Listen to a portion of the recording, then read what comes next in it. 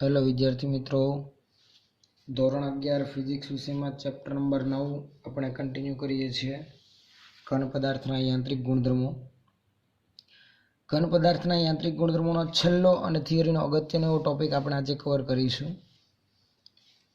ચેપ્ટરમાં શરૂઆતથી જ આપણે સ્થિતિસ્થાપકતા વિશેની વાતો કરી.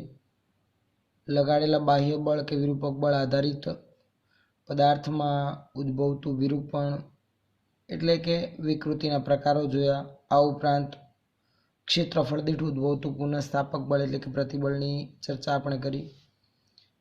સ્થિતિસ્થાપક અંકો વિશેની માહિતી ધ્યાનમાં લીધા પછી હવે આપણે આગળ ચેપ્ટરનો એક અગત્યનો ટોપિક ધ્યાનમાં લેવા જઈ રહ્યા છીએ, જે છે પોઈઝનનો ગુણોત્તર.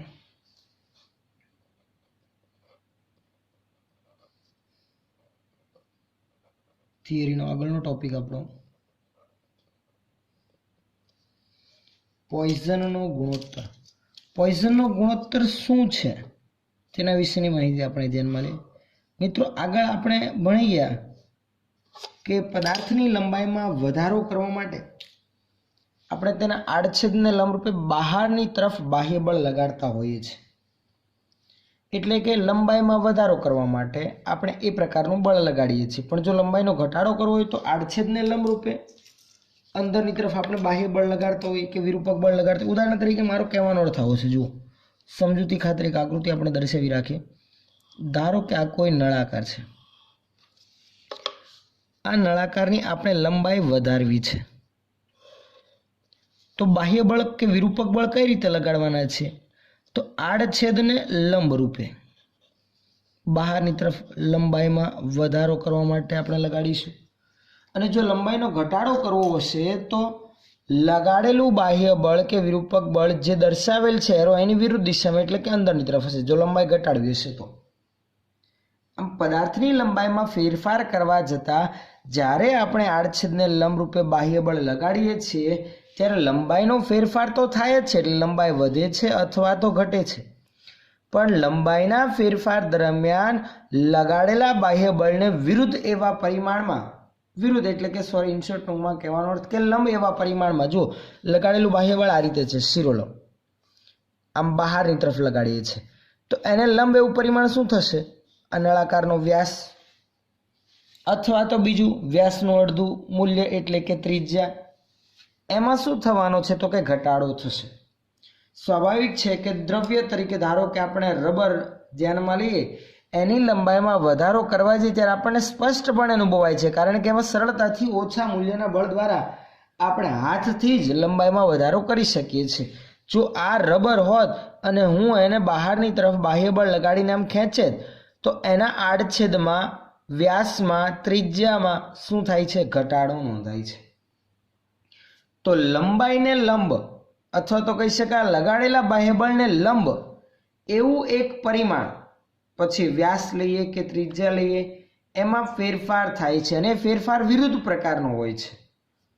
બહારની તરફ બાહ્ય બળ લગાડીએ તો જો લંબાઈ વધે, પરંતુ વ્યાસ અથવા તો ત્રિજ્યામાં શું થશે? ઘટાડો.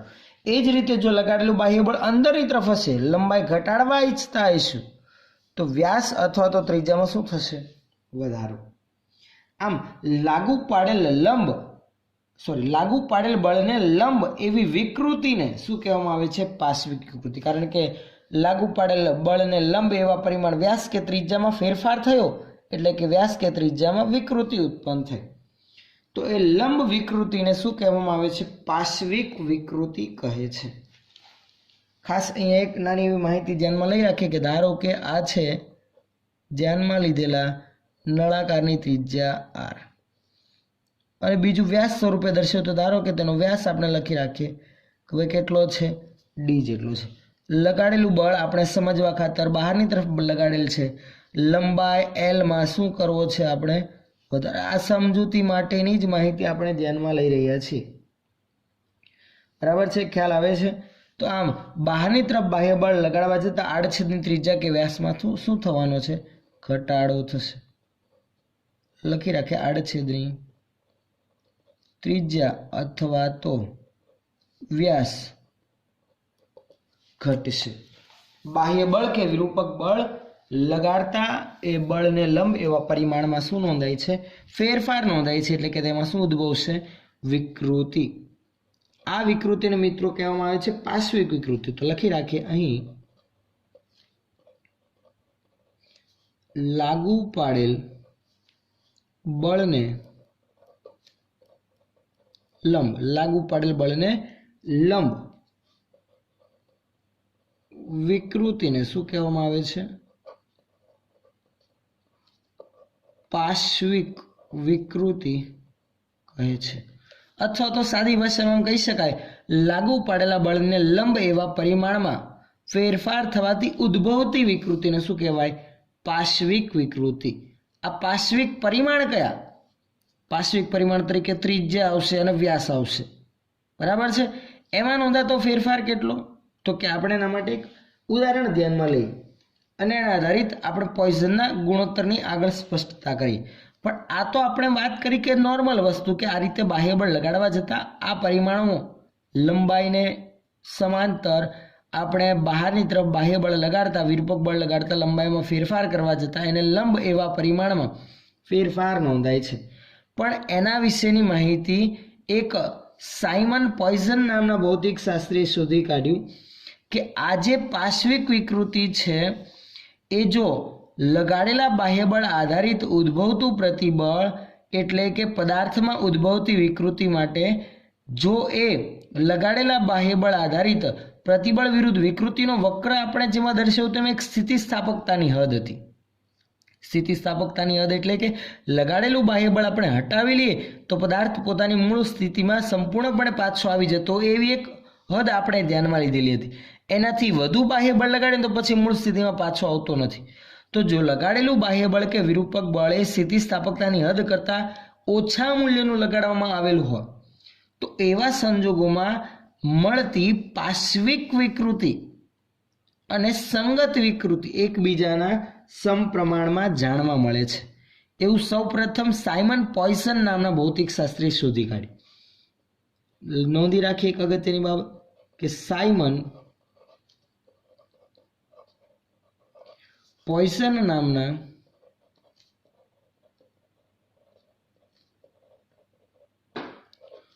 ભૌતિક શાસ્ત્રીએ શોધી કાઢ્યું કે સ્થિતિસ્થાપકતાની હદ, ખાસ ધ્યાન આપજો, સ્થિતિસ્થાપકતાની હદ સુધી એટલે એ લિમિટ સુધી કોણ એકબીજાના સમપ્રમાણમાં હોય છે? તો કે પાર્શ્વિક વિકૃતિ એ કોના સમપ્રમાણમાં જાણવા મળે છે? સંગત વિકૃતિના સમપ્રમાણમાં હોય છે. પાર્શ્વિક વિકૃતિ એટલે કે કઈ? તો કે વ્યાસમાં અથવા તો ત્રિજ્યામાં ઉદ્ભવતી વિકૃતિ. અને સંગત વિકૃતિ એટલે કે લંબાઈના ફેરફાર આધારિત પદાર્થમાં એટલે કે નળાકારમાં ઉદ્ભવતી વિકૃતિ. તો આની મદદથી આ બંનેના ગુણોત્તરને નામ આપવામાં આવ્યું પોઈસનનો ગુણોત્તર. આથી પોઈસનનો ગુણોત્તર આ રીતે રજૂ કરવામાં આવે છે. પોઈસનનો ગુણોત્તર જેને આપણે નોર્મલી મ્યુ સંજ્ઞા વડે દર્શાવીએ છીએ બરાબર અંશમાં આપણે લખીશું પાર્શ્વિક વિકૃતિ અને છેદમાં સંગત વિકૃતિ. આ રીતે પોઈસનનો ગુણોત્તર રજૂ કરવામાં આવે છે. ફરી એક વખત સાયમન પોઈસન નામના ભૌતિક શાસ્ત્રીએ શેની માહિતી આપી કે કોઈ પણ દ્રવ્ય હોય, ઘન પદાર્થ હોય, એની સ્થિતિસ્થાપકતાની હદ સુધી પાર્શ્વિક વિકૃતિ અને તેમાં ઉદ્ભવતી સંગત વિકૃતિ એકબીજાના સમપ્રમાણમાં જાણવા મળે છે. અને આ બંનેનો ગુણોત્તર એક અચળાંક તરીકે ઓળખાય આવે છે. જે અચળાંકને એને નામ આપ્યું પોઈસનનો ગુણોત્તર. પાર્શ્વિક વિકૃતિ અને સંગત વિકૃતિના ગુણોત્તરને શું કહેવામાં આવે છે? પોઈસનનો ગુણોત્તર. પણ આ બંને વિકૃતિ વિરુદ્ધ પ્રકારની હોય એટલે પાર્શ્વિક વિકૃતિ જો પરિમાણમાં વધારો સ્વરૂપે નોંધાતી હોય તો સંગત વિકૃતિ એટલે કે સંગત પરિમાણમાં શું નોંધાતો હશે? ઘટાડો. જેમ કે મેં અહીંયા વાત કરી એમ બળ, વિરૂપક બળ બહારની તરફ લગાડતા લંબાઈ વધશે એટલે સંગત વિકૃતિમાં લંબાઈમાં વધારો નોંધાતો હશે, જ્યારે વ્યાસ કે ત્રિજ્યામાં શું નોંધાતો હશે? ઘટાડો. એટલે પાર્શ્વિક વિકૃતિ કેવા પ્રકારની હશે? નેગેટિવ ટાઈપની હશે, કહેવાનો અર્થ એવું. તો હવે આનું એક ઉદાહરણ ધ્યાનમાં લઈએ આકૃતિ પરથી જ કે ધારો કે આપણે ધ્યાનમાં લીધે એમ કે જો આપણે ધ્યાનમાં લીધેલા તારનો મૂળ વ્યાસ ડી હોય અથવા તો ત્રિજ્યા આર હોય અને લગાડેલા બાહ્ય બળ અથવા તો કહી શકાય ઉદ્ભવતા પ્રતિબળને લીધે વ્યાસનો ઘટાડો કેટલો થતો હોય તો કે મૂળ વ્યાસ ડીમાં કંઈક ડેલ્ટા ડી જેટલો ફેરફાર થતો હોય ઘટાડો થતો હોય તો પાર્શ્વિક વિકૃતિ કઈ રીતે લખી શકાય ચલો નોંધી રાખીએ પ્રમાણે પણ માહિતી ધ્યાનમાં જો લખી રાખે તારનો મૂળ વ્યાસ સ્મોલ ડી હોય અને લગાડેલ બાહ્ય બળ અથવા તો શું કહી શકાય એટલા જ મૂલ્યનું શું હોવાનું છે પ્રતિબળ ને અનુરૂપ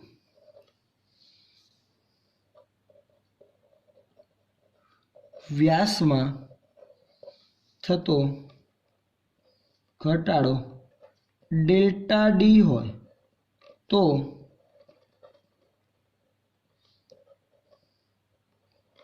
પાર્શ્વિક વિકૃતિ બરાબર વ્યાસમાં થતો ફેરફારના છેદમાં મૂળ વ્યાસ આ રીતે રજૂ કરી શકાય અને જો વ્યાસના બદલે આપણે ત્રિજ્યા ધ્યાનમાં લીધેલો પાર્શ્વિક પરિમાણ સ્વરૂપે તો ત્રિજ્યામાં થતો ફેરફાર છેદમાં મૂળ ત્રિજ્યા આમ આપણે લખી શકીએ આ એક વૈકલ્પિક સ્વરૂપ આપણે લખી રાખ્યું બરાબર છે આ પણ પાર્શ્વિક વિકૃતિ કહેવાય ને આ પણ કહેવાય પણ આપણે અહીંયા વ્યાસને પાર્શ્વિક પરિમાણ સ્વરૂપે ધ્યાનમાં લઈને આગળ ચાલે આના બદલે હું ત્રિજ્યા સ્વરૂપે સમીકરણ લખું તો કોઈ ફરક પડવાનો નથી ચલો હવે અહીંયાથી આગળની માહિતી ધ્યાનમાં લઈએ આ થઈ વાત પાર્શ્વિક વિકૃતિ અને લગાડેલા બાહ્ય બળ કે વિરૂપક બળ આધારિત જે સંગત વિકૃતિ છે એ કેટલા મૂલ્યની તો કે મૂળ લંબાઈ એલ અને બાહ્ય બળ કે વિરૂપક બળની અસર હેઠળ ધારો કે લંબાઈમાં નોંધાતો ફેરફાર ડેલ્ટા એલ આપણે ધ્યાનમાં લઈએ તો સંગત વિકૃતિ કેટલી થશે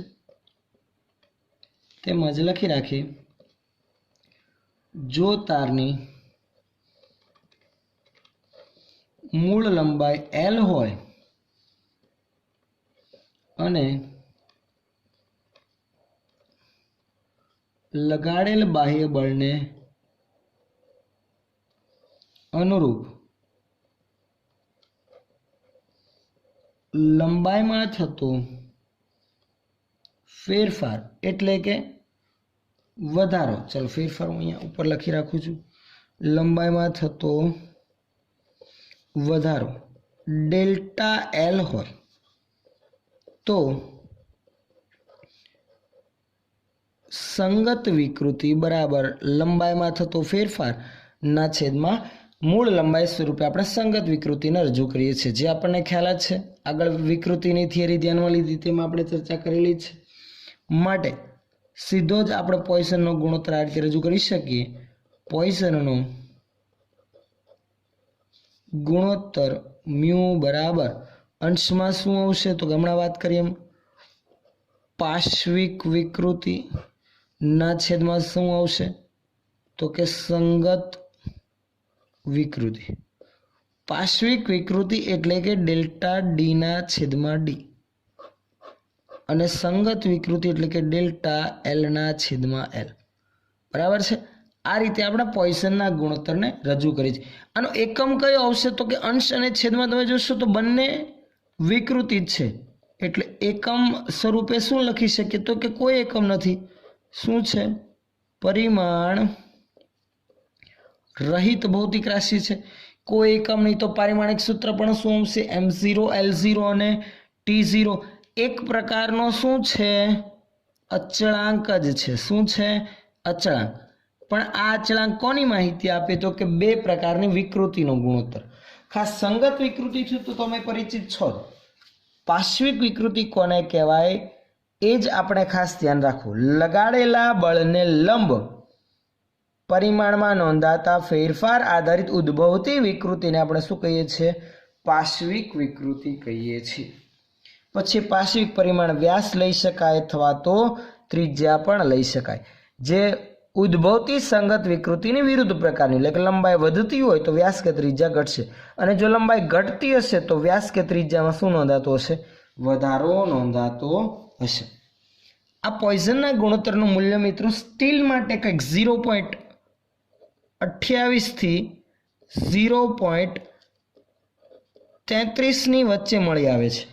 સ્ટીલ માટે પોઈઝનના ગુણોત્તરનું મૂલ્ય 0.28 થી 0.33 વચ્ચેનું જાણવા મળે છે. જ્યારે એલ્યુમિનિયમની મિશ્ર ધાતુ માટે આ પોઈઝનના ગુણોત્તરનું મૂલ્ય લગભગ 0.33 જેટલું જાણવા મળે છે. અને સ્ટીલ માટે 0.28 થી 0.30ની વચ્ચેનું કંઈક પરિણામ મળી આવે છે. ટેક્સ્ટ બુકમાં આપેલી માહિતી હું તમને રજૂ કરું છું.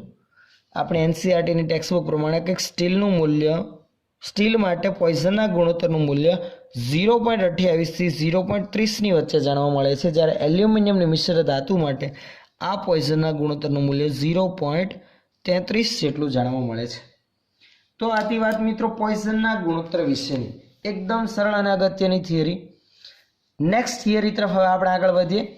આગળની થિયરી આપણે કન્ટિન્યુ કરીએ. સ્થિતિસ્થાપકીય સ્થિતિ ઉર્જા. આગળની આપણી ચેપ્ટરની અગત્યની થિયરી ખેંચાણમાં રહેલા તારમાં સ્થિતિસ્થાપકીય સ્થિતિ ઉર્જા. અગત્યની થિયરી ખેંચાણમાં રહેલા તારમાં સ્થિતિસ્થાપકીય સ્થિતિ ઉર્જા. અગત્યની એવી ચેપ્ટરની થિયરી ખેંચાણમાં રહેલા તારમાં સ્થિતિસ્થાપકીય સ્થિતિ ઉર્જા. સ્થિતિસ્થાપકીય સ્થિતિ ઉર્જા પહેલા તો કોને કહેવાય? મિત્રો આગળ કાર્ય ઉર્જા અને પાવર વાળા ચેપ્ટરમાં તમે સ્થિતિસ્થાપકીય સ્થિતિ ઉર્જા વાળી થિયરી ધ્યાનમાં લઈ લીધી. તેમાં કંઈક આપણે સ્પ્રિંગમાં સંગ્રહિત સ્થિતિસ્થાપકીય સ્થિતિ ઉર્જાની ચર્ચા કરેલી હતી.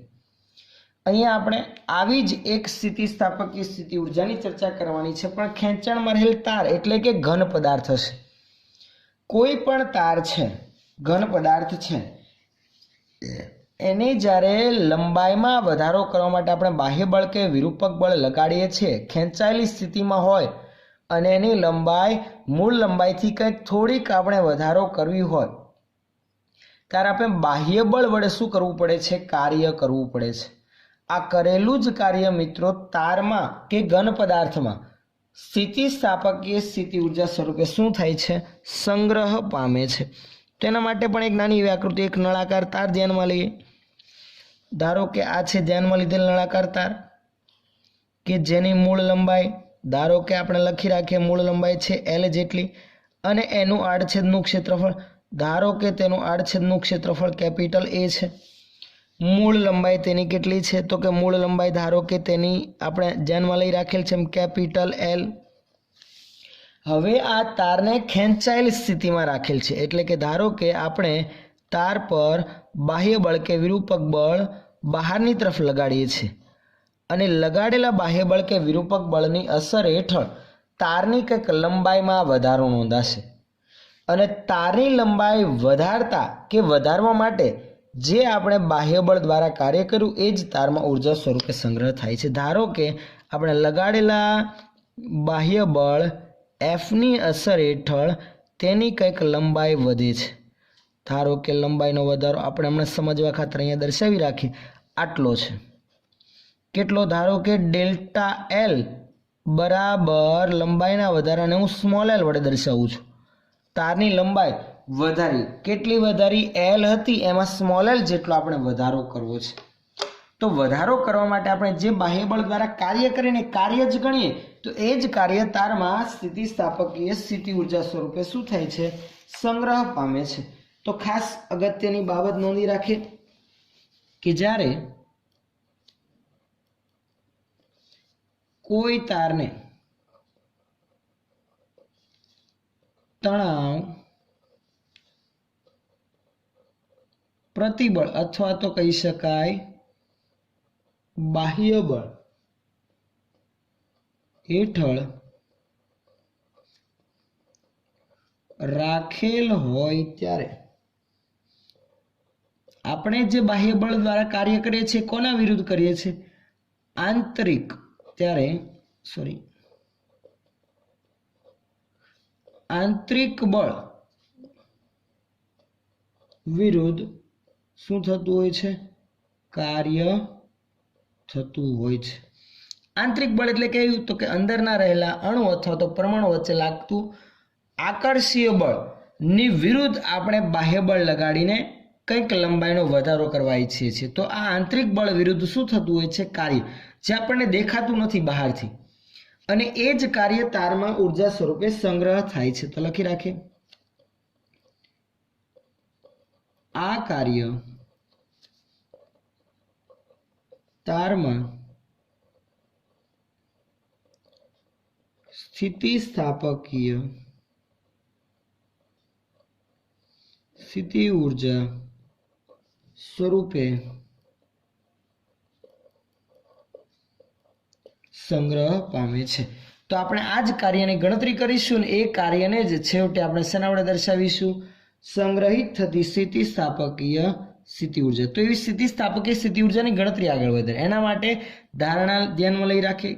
એના માટે જ આપણે આકૃતિ દર્શાવેલ છે કે ધારો કે L જેટલી મૂળ લંબાઈ ધરાવતો એ જેટલું આડછેદનું એક ક્ષેત્રફળ ધરાવતા તારની લંબાઈની વિરુદ્ધ દિશામાં એટલે કે બહારની તરફ આપણે બાહ્ય બળની અસર હેઠળ ધારો કે લંબાઈનો કંઈક વધારો કરવો છે. કેટલો? L જેટલો વધારો કરવો છે. ધારો કે L મૂળ લંબાઈ અને એ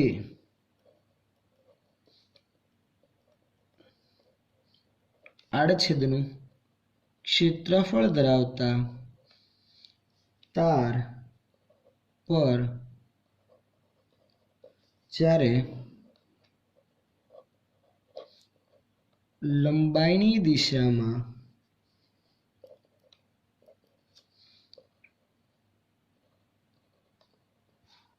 વિરૂપક બળ F લગાડવામાં આવે છે ત્યારે તેની લંબાઈમાં ડેલ્ટા L બરાબર સ્મોલ l જેટલો શું થાય છે? વધારો થાય છે. કંઈક ડેલ્ટા L બરાબર સ્મોલ l જેટલો શું થાય છે? વધારો નોંધાય છે. પણ આ વધારો સીધો L જેટલો નહીં થયો હોય. આ સ્મોલ l જેટલો વધારો થોડા થોડા વધારા સ્વરૂપે થયેલ હશે. આથી આપણે સૂક્ષ્મ એવા કાર્ય આધારિત ટોટલ સ્મોલ l જેટલી લંબાઈના વધારો કરવા માટે કાર્યની ગણતરી કરીશું. કારણ કે આ સ્વાભાવિક છે, શરૂઆતમાં થોડુંક વધારો કરવા માટે ઓછા બાહ્ય બળની જરૂર પડે. જેમ લંબાઈ વધારવી હોય તેમ આ બાહ્ય બળ કે વિરૂપક બળની માત્રામાં પણ પ્રમાણમાં વધારો કરવો પડશે. એટલે સાદી ભાષામાં કહીએ તો કયું કાર્ય ગણવું પડશે? તો કે અચળ બળ નહીં, ચલ બળ આધારિત આપણે કાર્યની ગણતરી કરવી પડશે. આ બળ F ચલ છે એટલે કે લંબાઈ જેમ વધારતા જઈશું તેમ બળ F ની માત્રામાં વધારો કરવો પડશે. તો ચલિત બળ વડે થતા કાર્ય આધારિત જે પ્રમાણે આપણે ગણતરી કરીએ છીએ તે રીતે આપણે અહીંયા ગણતરી લાગુ પાડવી પડશે. પરંતુ એ પહેલા લંબાઈના વધારા આધારિત દ્રવ્યનો યંગ મોડ્યુલસ નોંધી લખી રાખે. અહીં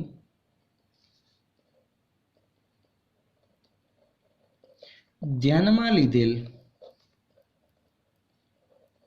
તારનો યંગ મોડ્યુલસ y બરાબર અંશમાં પ્રતિબળ F ના છેદમાં a છેદમાં સંગત વિકૃતિ ડેલ્ટા L ના છેદમાં l, પરંતુ ડેલ્ટા L બરાબર તો સ્મોલ l છે. તો F ઇન્ટુ મૂળ લંબાઈ l છેદમાંથી અંશમાં અને a ઇન્ટુ ડેલ્ટા L ની જગ્યા પર સ્મોલ l મેં કિંમત મૂકી. માટે લગાડેલું બાહ્ય બળ કે વિરૂપક બળ આપણે લખવું તો કેટલું થશે? તો કે F બરાબર y into a into small l ના છેદમાં કેપિટલ L જેટલું આપણને અહીંયા બાહ્ય બળ મળેલ છે અથવા તો લાગુ પાડેલ છે જે F જેટલું છે. અને એ બાહ્ય બળ કે વિરૂપક બળ એ જ એકમ ક્ષેત્રફળ દીઠ ઉદ્ભવતું પુનઃસ્થાપક બળ હોય છે. પરંતુ આપણે અહીંયા જે લંબાઈનો વધારો સ્મોલ l કરવો છે એ ગણતરી કઈ રીતે કરીશું કાર્યની? તો કે લંબાઈનો ટોટલ સ્મોલ l જેટલો વધારો કરવા પડતા એના કરતાં તો સૌથી પહેલા સૂક્ષ્મ એવા વધારા માટે કરવું પડતું કાર્ય ગણન, પછી સમગ્ર એવા કાર્ય માટે ઝીરોથી લઈને આ એલ સુધીના વધારા માટે સંકલન કરીશું. એટલે મેં જેમ તમને કીધું એમ કાર્ય ઉર્જા અને પાવરવાળા ચેપ્ટરમાં જે રીતે આપણે ચલ બળ વડે થતું કાર્ય ગણતા હતા એ પ્રમાણે અહીંયા કાર્યની ગણતરી કરવી પડશે. તો સૌથી પહેલા સૂક્ષ્મ એવો વધારો કરવા માટે કાર્ય. સૂક્ષ્મ એવો વધારો કેટલો? તો કે એલ સ્વરૂપે લખી રાખી કે ડીએલ જેટલો સૂક્ષ્મ વધારો કરવા માટે કરવું પડતું કાર્ય. હવે લંબાઈમાં અતિ સૂક્ષ્મ ડીએલ જેટલો વધારો કરવા માટે કરવું પડતું કાર્ય. સૂક્ષ્મ વધારવા માટે કરવું પડતું કાર્યને પણ સૂક્ષ્મ આપણે ડબલ્યુ ના બદલે ડી ડબલ્યુ વડે દર્શાવે. ડી ડબલ્યુ બરાબર બળ ગુણાકારમાં સ્થાનાંતર બળ એફ જેટલું. સ્થાનાંતર એટલે કે લંબાઈનો વધારો ડીએલ જેટલો કરીએ છીએ. પણ એ એફનું મૂલ્ય કેટલું? તો કે એફનું મૂલ્ય આપણે ઉપર જ નોંધી રાખેલ છે. એફ બરાબર y A into small L upon capital L. માટે ડી ડબલ્યુ બરાબર y into A into small L upon capital L into DL. બરાબર છે. આ જ સૂક્ષ્મ કાર્યનું જો આપણે ઝીરોથી લઈને આ એલ સુધીનું સંકલન કરીશું તો કુલ લંબાઈનો વધારો સ્મોલ એલ જેટલો કરવા માટે કરવું પડતું કાર્ય મળી જાય. અને એ કાર્ય એટલે જ આપણી સ્થિતિસ્થાપકીય સ્થિતિ ઉર્જા. તો ચલો એ પણ ઉલ્લેખ કરીને ગણતરી આગળ વધારીએ. આમ તારની લંબાઈમાં ડેલ્ટા એલ બરાબર સ્મોલ એલ જેટલો વધારો કરવા માટે કરવું પડતું કાર્ય મેળવવા ડી ડબલ્યુનું એલ બરાબર 0થી એલ બરાબર સ્મોલ એલ સુધી શું કરીશું? સંકલન કરતા મળશે અથવા તો સંકલન કરવું પડશે.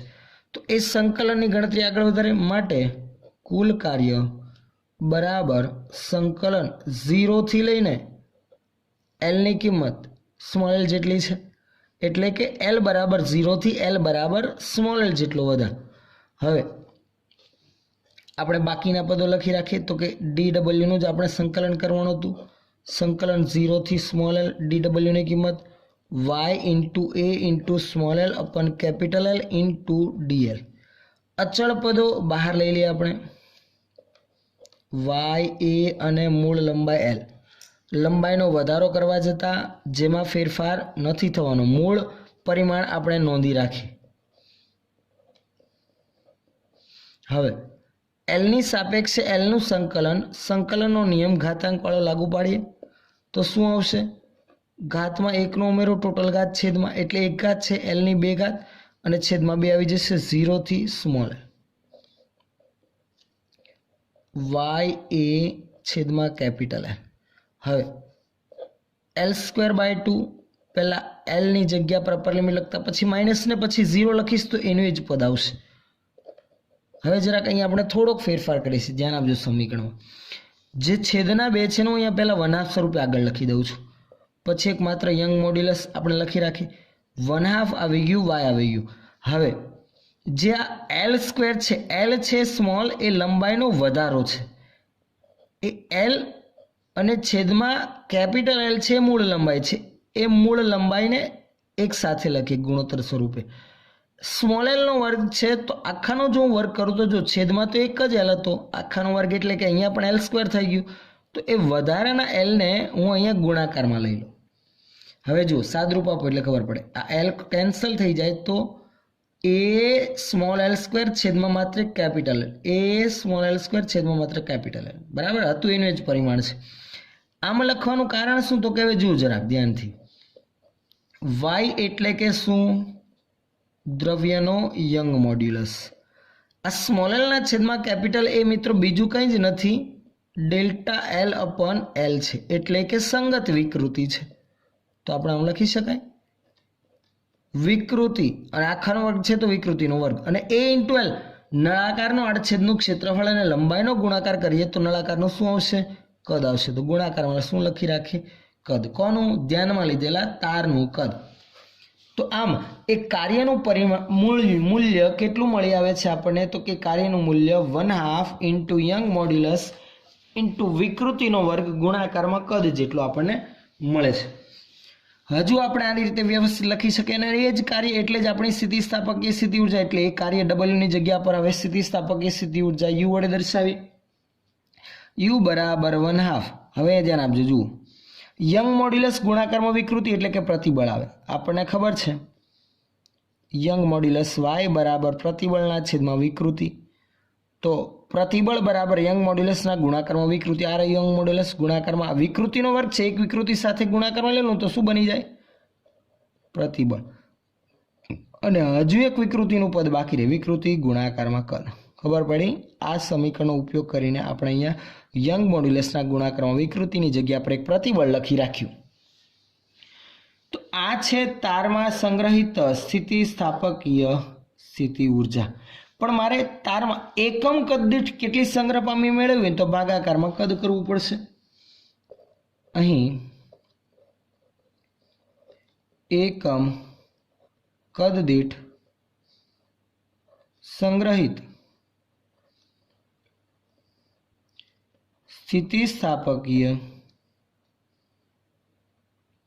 સ્થિતિ ઉર્જા જેને સ્મોલ યુ વડે દર્શાવે કારણ કે આના ભાગાકારમાં કદ આવશે U/V સ્મોલ યુ બરાબર ભાગાકારમાં કદ કરે તો કદ કેન્સલ 1/2 ઇન્ટુ